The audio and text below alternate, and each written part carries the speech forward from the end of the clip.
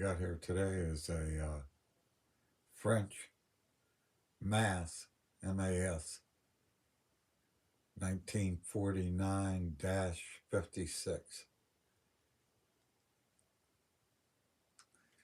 This one here is actually in 308. I first got this, I was bummed somebody camoed it like that. I went back and looked, tried to find if they ever did that. Anybody ever did that to them. I don't know if I mentioned this was a French rifle. But that ugly butt plate, that did come with the rifle when it had a grenade launcher. Excuse me. Which is right here. This actually slides over your barrel. I'm not going to pop it on with one hand, but it goes on your barrel like that. I thought I'd never find that. I walked right in my gun room and found it. It was in this green sack. Found the bayonet. Did find some white mildew too. Look at that. It's on these. I'll show you here in a minute too. It's on this sling too.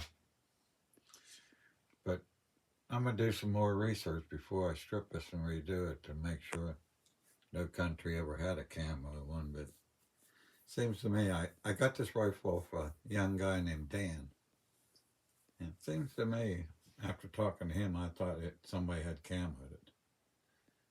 He said he didn't. It was camoed when he got it. And he's still around, but that was 7-8 years ago. I didn't find, I have an extra magazine. I didn't find it. It's in my room somewhere. Like I said, I just didn't locate it.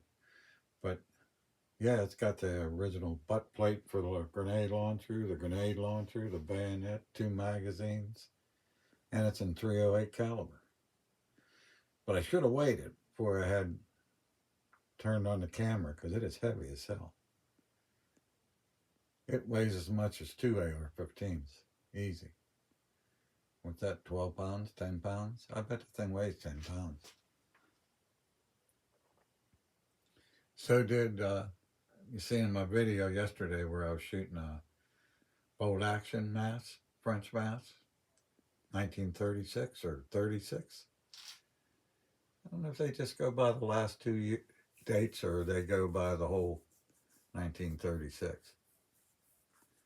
Because this one says 1945 or 49, then it says -56. It don't say 1956, it just says 56. Excuse me. I don't know, I think somebody put that side mount on there, but I'm hoping they used holes that was in the gun and didn't drill and tap it. I never took it off. I've never fired this weapon. I bought it about 8 years ago. I did some trading on it. I actually got it way cheaper than what guy was actually wanting for it, but he's a wheeler dealer too. I see him on sites buying and selling stuff. We have a regular group around here in the area that's always, you got a group of buyers and sellers, and you got a group of just buyers, and you got a group of just sellers.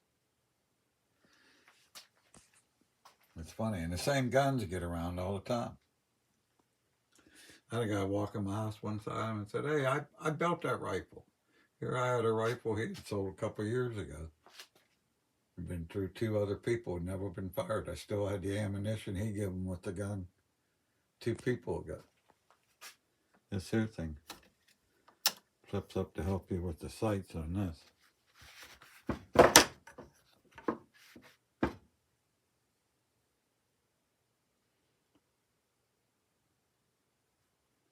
shaking today. I was shaking like a leaf yesterday. I didn't shoot too bad. I got to apologize about them shooting videos. That guy surprised me pulling out that mas rifle. Brought back all these memories of me and an old friend I had who passed away now he's like old enough to be my dad or older. Probably old enough to be my grandfather, but He had a bunch of them and would never sell me one. He had them in carbine. He had them in real long ones. He would never sell me one of them things. They took the barrel out of them and somehow cut them down and made them 308. I'm not sure how they did that. I was going to do some research, but I haven't done it yet. Yeah, look, this guy had mildew all over it.